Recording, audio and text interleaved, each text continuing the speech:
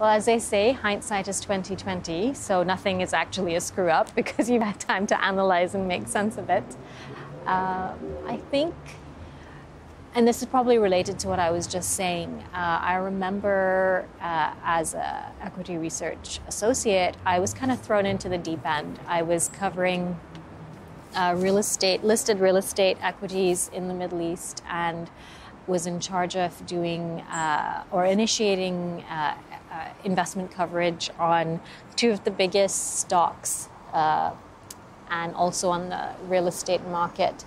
And of course, I have to prove myself, Not only am I a woman, but I'm young and, I've been entrusted with this. So it was go, go, go without asking for help. So I think I had a little bit of a breaking point where something was due and I wasn't able to do it in the right way or needed some help or I can't remember the exact details, but basically it got to a point where I had to put my hand up and say, okay, this isn't working. I'm not able to meet this deadline. Something has happened and I need help. And I think that was very hard for me to do, but was probably the best thing I could do because as part of that situation, the person whom I reached out to help with, and I think it was my manager at the time, he ended up being one of my best mentors because just, again, having the humility to say, I'm stuck, I need help, this isn't working,